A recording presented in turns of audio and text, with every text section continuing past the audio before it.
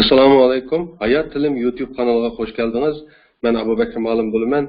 Kanalimiz ingliz tili o'rgatishni maqsad qilib qurilgan kanal. Agar darslarimizga davomli ergashib kelayotgan bo'lsangiz, oldingi bir necha darslarimizda biz ingliz tili alifbesidagi harflar va ularning anlatadigan tovush ohanglarininki so'ziq tovush harflari qismini tugatib bo'lgan edik. Bugungi darsda biz bir qatimda ingliz tili alifbesidagi uzuk tovush harflari va harf birikmalarininki anlatadigan tovush ohanglari haqida so'zlaymiz. Unda olsa bütün diqqatiniz ekranımızda bo'lsin. Bugungi darsimiz ders başlangandan bu yanqi 5-ci ders, ya'ni ingliz tili alifbesidagi uzuk tovush harflari va ular anlatadigan tovush ohanglaridir.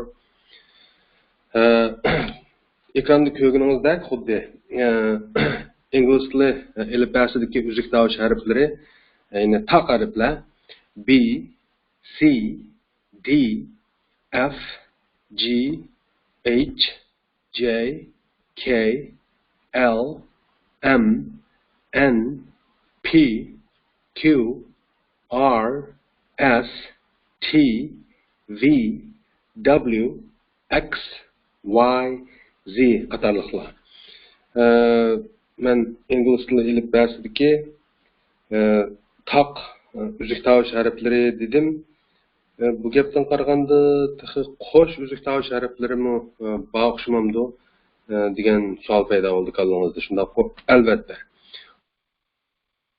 Ular TH, DR, TR, DJ, PH, CH, TCH, SH, GH, NG ve CK qatorliqlar. Albatta bular hammasi emas, bir ikkisi tushib qolgan bo'lishi mumkin, lekin amal bor hammasini o'z ishiga olishga tirishdim. Unda olsa biz boshdan boshlab shu birinchi uzuk tovush harfi bo'lgan B harfini ko'raylik. B harfininki faqat bir xil tovush ohangi bor bo'lib, xuddi Uyg'ur tilimizdagi masalan bir dikildigan bu tovushi shu. Amaliy misollar bilan so'zilsak, özümüzdeki konu okuş kaydısıq selip, Mesela ban, ban, but, but, lab, lab. Onundan keyinki uzuk tovush harfimiz C harfi bulup, C harfininki asaslı iki xil tovush ohangi bor. Birisi K, yani bizdeki kitap dikildiğen K tavuşu, yani K tavuşu demdik. Mesela ameli misallarsak cat, cat, cut, cut, card, card. Xuddi o'zingiz bayqagandek cat, cut, card degan mana uch so'zni qanda CRP K tavuşini anlatyapti. Onun yana bir xil tovush ohangi bor bo'lib, C harfininki.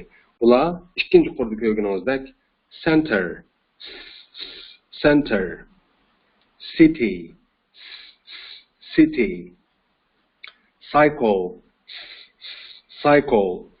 Demakchi, ikkinchi qurda ko'rgan uch so'znikidek C harfi qandaq tovushini anlatyapti. Faqat İkinci konunun üçüncü sözdeki cycle'nın ikinci boğumundaki k hesap kalmaganda. Mesela şu ikinci konunun üçüncü sözü boğan cycle degan sözde kanda aldıdaki yani birinci CRP tavuşunu anlatkan bolsa bizdeki saatdeki ikincisi harfi call da okulganda mesela k tavuşunu anlatıdı. Yani bir qatim okusam cycle degan sözdünki birinci boğumda CRP tavuşunu anlatkan bolsa, call degan ikinci boğumda k tavuşunu anlatıdı. Xo'sh, undan keyingi uzuk tovush harfimiz D bo'lib, xuddi Uyg'ur tilimizdagi, masalan, dadadagi d degan tovushning o'zi shu. Misollar bilan so'zlab o'tsak, dad, dad. Mud, mud. Tidy, tidy. tas emas, D harfi. F harfiga qarasak, F harfimi bir xil tovush oldi ekan. Masalan, fat, fat, half, half, coffee, coffee. Bunda qarasangiz ikkinchi so'z bo'lgan half degan so'zda L harfi yozilyotdi, lekin o'qilmadi. Bu bir qo'shimcha eskartib qo'yilgan bir nuqta. Coffee degan so'zda garchi ikki dona F bo'lsa-mu, ingliz tilida undaqaqa harfga chiq o'qiydigan ish yo'q. Uyg'ur tilimizdagidek. Masalan, diqqat degan so'zda q'dan ikkisi bo'lsa, masalan, ikkisi yoziladi-ku, Uyg'ur tilida demakchi. Diqqat degan so'zda q'dan ikkisi bor. Demakchi ikki qatim o'qiymiz. Ya'ni q ikki qatim yozildi, shuna ikki qatim o'qiymiz. Diqqat deb q'ni qaytalab yoki bir-birsiga chiq degandek urib. Lekin ingliz tilida unda ahvol yo'q. Masalan, coffee deb o'qimaymiz mana so'zni bu. F garchi ikki qatim yozilgan bo'lsa-mu, birla o'qiymiz, birla qatim o'qiymiz uni. Coffee deb, okay? Qo'shimcha bir gap deb qo'ydigan. Undan keyingi uzuk tovush harfimiz G harfi bo'lib, birinchi xil o'qilish aholi J. Bizdagi shu masalan, jimjit degan so'zda keladigan J tovushi bor, u naqash tovush shu. Masalan, amaliy misollar bilan so'zilsak, general, general, gender, gender, ginger, ginger. Demak, bu uchli so'zda G harfi J tovushini anglatadi. G harfining yana bir xil tovushi ham bor bo'lib, bu bo'lsa-mu G degan tovushi ham. Masalan, amaliy misollar bilan so'zlasak, girl, girl, gorilla, gorilla, grow, grow. Demakchi, buni uch so'zda G harfi G tovushini anglatadi. Okay, keyingi uzuk tovush harfimiz H bo'lib, H degan harf asosan bir xil o'qiladi. Hozir siz ikkini ko'rdingizmi? Ikki qurg'a ikki xil misol olamiz. Birinchi qurdagi misollarda yeni qaldiki degan tovushni oldi. Bizdagi x emas-mi? Ig'ir x tovush emas yoki hem emas, balki ikkisini o'rtasida turadigan bir tovush deydigan. Masalan, hat degan so'zda o'zingiz anglayapsiz, degan tovushni oldi. Hello dema o'xshash, masalan, him dema o'xshash. Unda esa menga agishib o'qinglar, o'qish qoidamiz bo'yicha. Hat, hat. Hello, hello. Him, him. Yana bir xil ahvolda o'qilmaydi H harfi. Masalan, ikkinchi qurdagi birinchi so'zningki ingliz tilidagi o'qilishi qandoq? A. Ikkinchi so'zning o'qilishi O. Uchinchi so'zning o'qilishi ha. Birinchi ikkinchi qurning birinchi so'ziga qarasak, A degan so'zda qandoq H harfi o'qilmaydi. Faqatla A harfi A deb o'qildi. Ikkinchi so'zda O harfi o'qilyapti, demakchi H o'qilmadi. Uchinchi so'zda bo'lsa, oldidagi H harfi deb o'qiladi, keyindagi H harfi o'qilmaydi-mi? Ha. Okay? Yana bir qatam o'qi ikkinchi qurdagi 3 misolni, A, O, ha. Okay? J harfiga kelsak, J uzuk tovush harfiga bir xil tovush hangi bor. Bizdagi jimjit dikildigan J degan tovush shu. Masalan, jade, jade. Jim, jim. Judge, judge.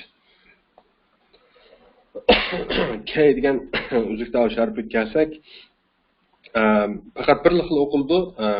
Ikki xil misol beribman-ku. Ikki qur misol beribman. Birinchi qurdikilari k o'qildi, bizningki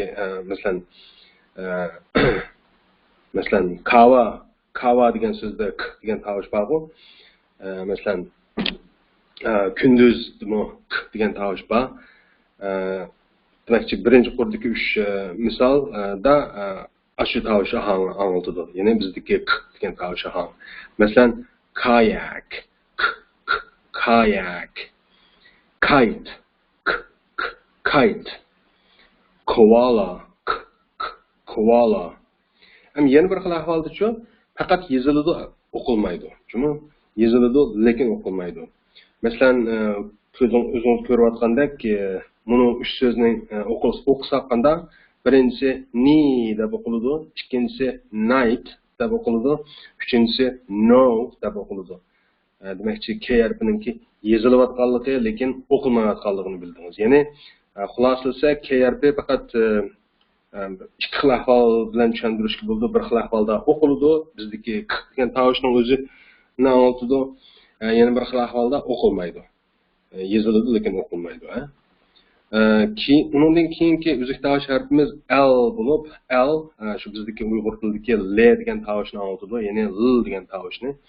Masalan, amaliy misollar bilan tushuntirsak, lamb, lamb, link, link, London, London. Gerçi menimki ağız şeklimni ko'rmagan bo'lsingizmi, masalan, kamerada. Meni ko'rmagan bo'lsingizmi, ya'ni tovush chiqargan ağız shaklimni. O'zingiz qiyos qila olasiz cho'qim. L degan tovushninki qandoq chiqadiganligini. Cho'qim qiyos qila oldingiz. L degan vaqtingizda qanday tilingiz ustinki tishingiz tegib chiqadigan bir dimoqdanroq chiqadigan bir tovush bu. Deydigan, ha. Anondan keyin yana bir qo'shimcha qilib qo'ydigan gap, lamb degan so'zda B harfi yezilgan, lekin o'qilmaydi ekan, ha. Masalan, lamb. Chunki hargiz buni lamb deb o'qimaymiz. Lamb deb m da to'xtatamiz, me da to'xtatamiz, B harfi o'qilmaydi. Yezildi, lekin o'qilmaydi, ha.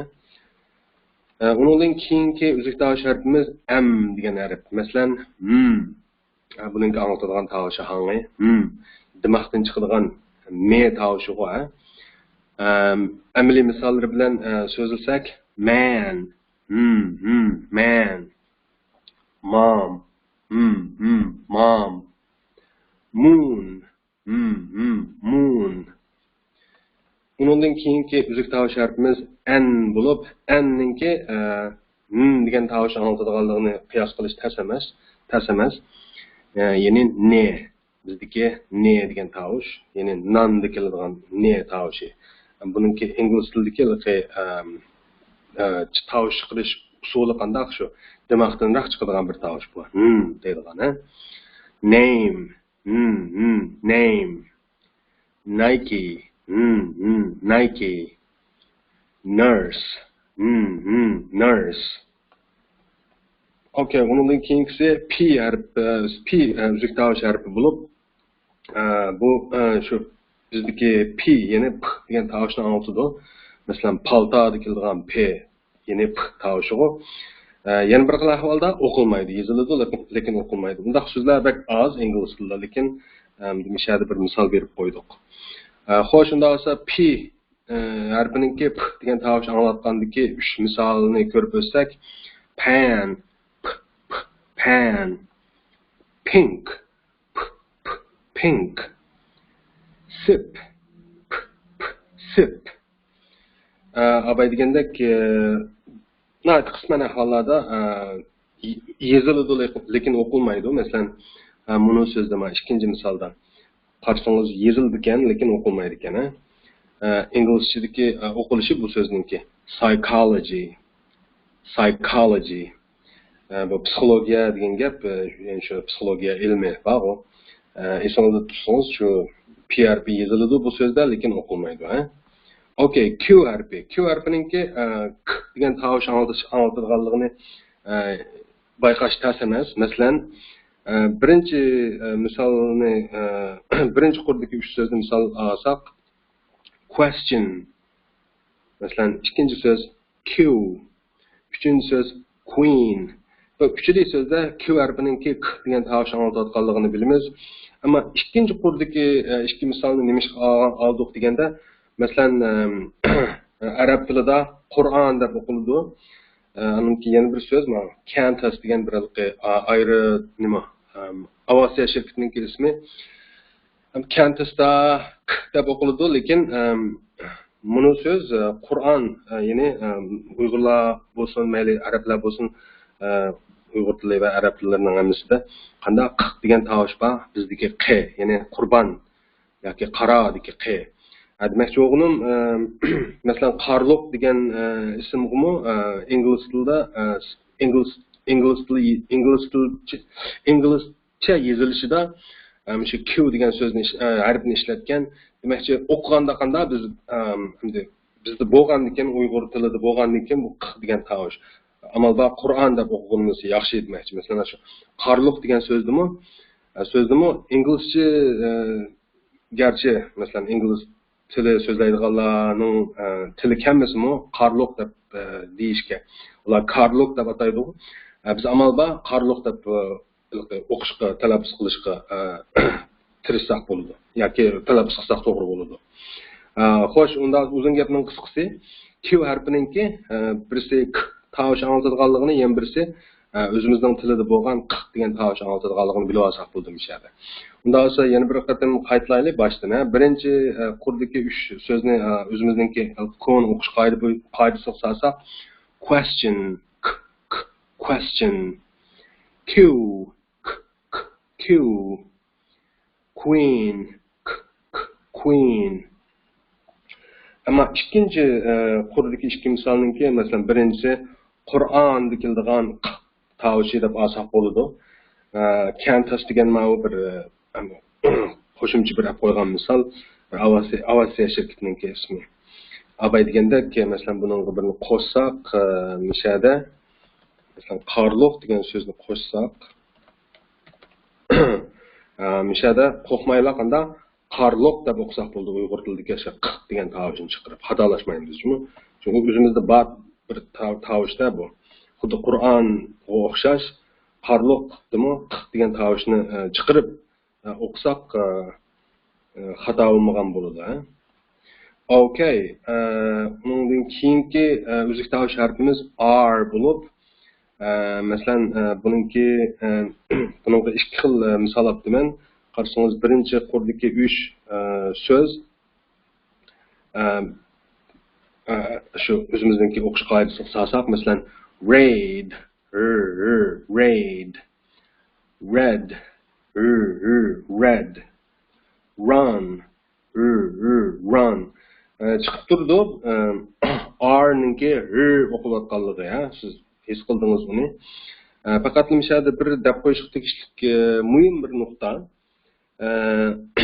Masalan mayli raid bo'lsin, mayli red bo'lsin, mayli run bo'lsin, qandaqdir bir xillikki rning kayniga masalan birinchi so'zda ayni bevas chatmay bir xil u orqali chatganda ashta bir xil tuyuladi. Masalan raid emas balki raid deb.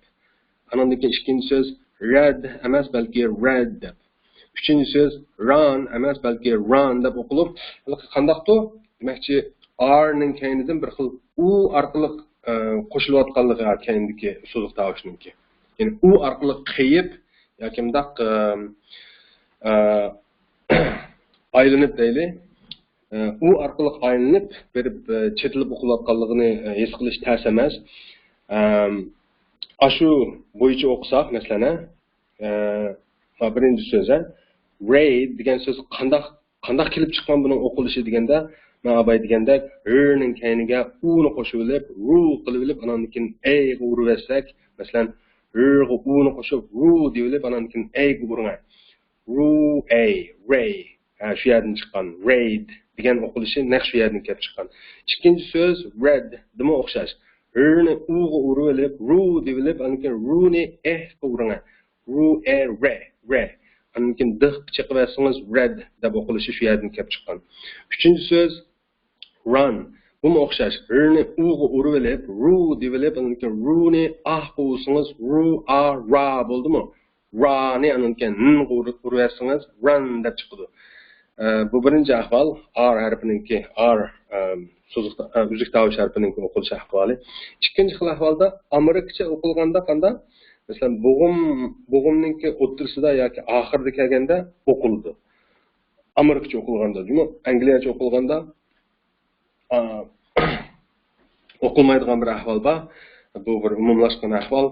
Demakchi, amerikancha o'qisak, ikkinchi qurninki birinchi so'zini, masalan, car deb r ni qo'shib olamiz.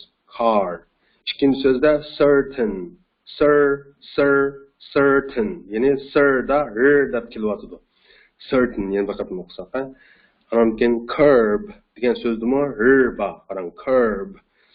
Undaqda selishtirish uchun, selishtirishni maqsad qilib, men angliyachasini o'qib bersam, anamken men uni demoqchi bo'lganimni tushunasiz. Masalan, angliyacha ama ikkinchi qurninki birinchi so'zini qanday o'qiydi? Car deb o'qiydi, r ni o'qimaydi. İkinci sözünü certain deb o'qiydi, r-ni o'qimaydi. Üçüncü sözünü curb deb o'qiydi, r-ni o'qimaydi. Demakchi o'g'lim, tövəndə mən aldıda Amerikancha, keynida Angliyacha o'qiyman, qolganini o'zingiz selishtirib olasizlar. Qarang, car, certain, curb. Meni nima demoqchi o'g'lim tushundingiz? Demakchi r degan uzuk davish harfining o'qilish ahvoli shundoq. Okay, S keldik. S-chu. S albatta birinchi o'qilish ahvolini tushunish tez emas. Bizdagi S, shu soat tikildigan S degan tovush shu, S degan tovush. Masalan, sad. Books. Mass. İkinci xil o'qilishi, ya'ni ikkinchi qurdagi ikki misolni olsak, sal-pal o'xshamaydi. Bu yerdagi S harfi qanday o'qildi deganda, bizdagi masalan pij aptapdagi j degan bir tovush bor va naqash tovush shu. Masalan, measure. Ya'ni o'qish qoidamizga solsak, measure,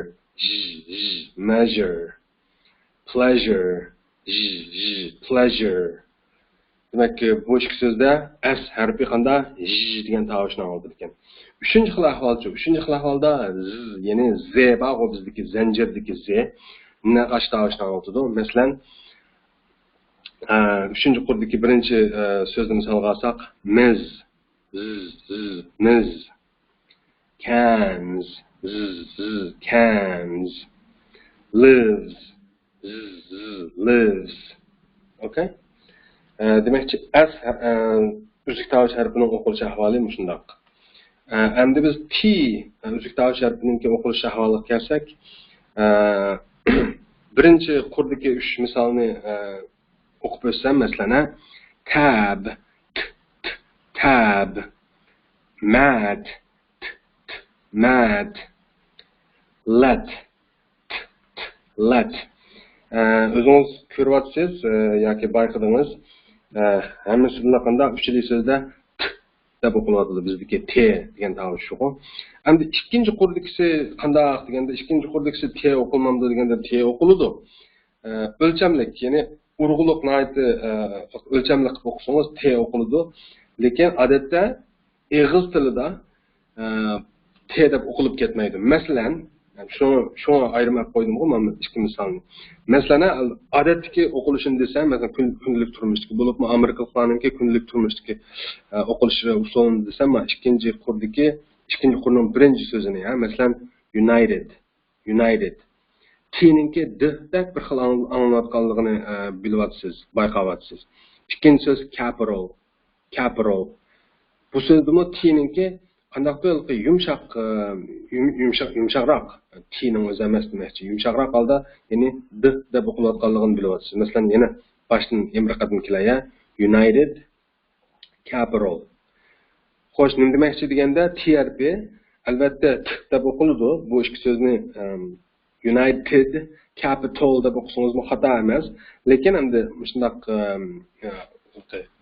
inchkilash to'g'ri kelsa, birsi yo'q, ustidagi birinchi qurdagi 3 so'zdagidek in qalda tovushlarni anglatadi. Masalan, tab, mat, let degan so'zlarda anglatgandek tovushini in anglatadi.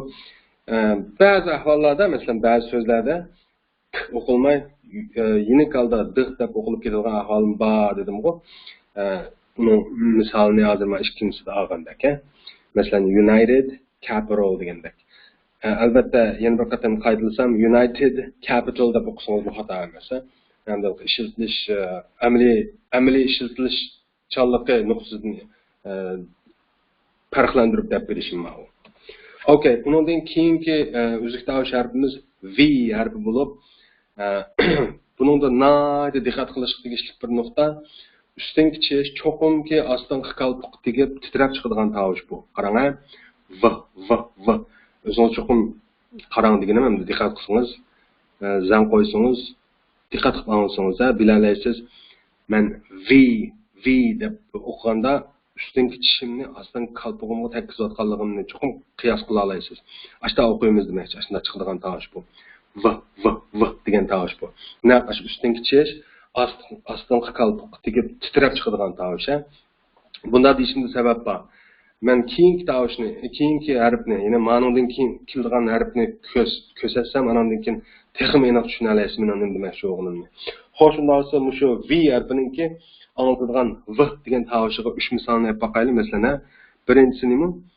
Van, v, van. 5, v, 5. Anandan 7, v, 7. Xo'sh, men abay deganda ustdan kichishning ostdan qalpoq tegib, titrab chiqadiganligini esingizda tutib turing. Esingizda tutqach, tövendagi uzuk tovush harfi qarang, anandan keyin texnik aniq bilalaysiz, men nima demoqchi o'g'lim. Okay, ma'vo W. W qanday chiqdi deganda, ya'ni W degan uzuk tovush harfi qanday tovush anlatadi deganda, kishi bilan hech qanday munosabati yo'q, ha? Kishi bilan qat'iy munosabati yo'q, balki ikki qalpoqdan chiqadigan, ya'ni yumaloq chiqadigan bir tovush shu. Men mush tovushni chiqargan vaqtimda cho'qim ko'z oldingizga keltirardingiz. Qalpoqim yumaloq holat keldi, qarang, ha? Qarang deganim endi meni ko'rolmaysiz-ku. Bunda qiyos qilsangiz, v. Ya'ni ikki qalpoqdan yumaloq holat chiqayotgan tovush bu. Masalan, misol olsak, amaliy. Birinchi so'zningki o'qilish ohangida way. İkinci sözün okunuşu hangi? Wendy. Üçüncü sözün okunuşu hangi? Winter. Siz gerçi benim ağız şeklimini göremiyorsunuz mu? Çokum kıyas kıla aldınız ha. Rast üstten kalpok bilen astın kalpok şu. Yani iki kalpok demek yumulak bir xillik şeklini asıl kılıp çıkıvatkan bir tavuşkende bu dep.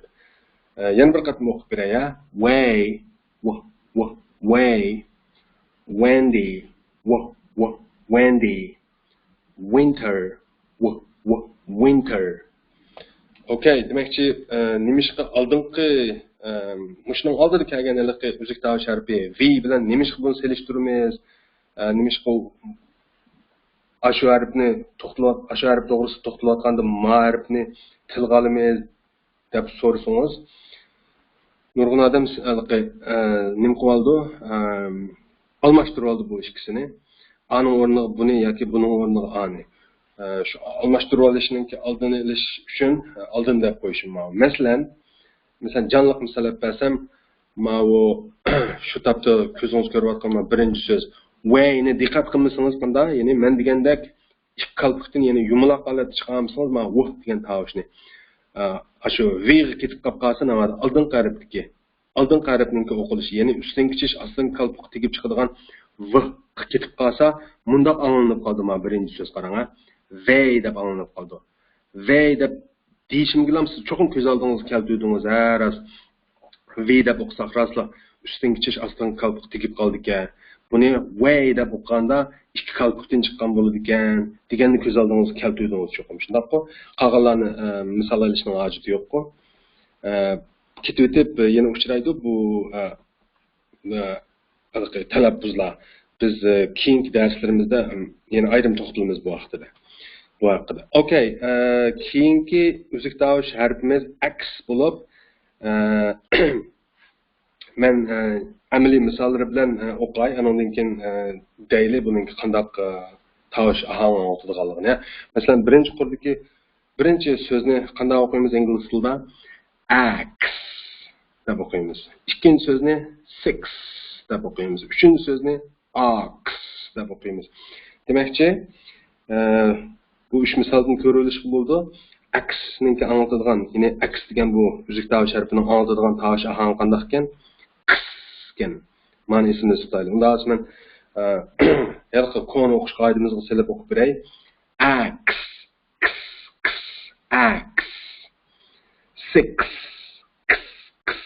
six, ox, ox, ox. İkinci xil tovush ahangi men shu amaliy so'zlarni o'qib bo'lib, andan keyin xulosa qilib beray. Shu vaqt texnik aniq bo'ladi. Masalan, ikkinchi qurninki birinchi so'zini qanday o'qiymiz? Exact. Exact. İkinci sözünü xylophone. Xylophone. Yani z deb o'qildi ekan. Z emas. Birinchisi de exact deganda gz degan bir tovushni olib o'tadi. Exact deb bir qadam o'qib bersam qaranglar. O'zingiz his qilyapsiz. Exact. Gz deydigan ishlar bir tovushni olib o'tadi. İkinci sözcü xylophonda z degan tovushni olib o'tadi albatta. Bu ikkisini amaliyotda biz bunda ayirib etsak to'g'ri-ku. İkisi bir kategoriya astiga kirib qolmaydi ekan. Ham to'g'ri bo'ldi. Demakchi, ikkinchi tovush ahangi bilan uchinchi xil tovush ahangini ayirib etsak to'g'ri. Okay?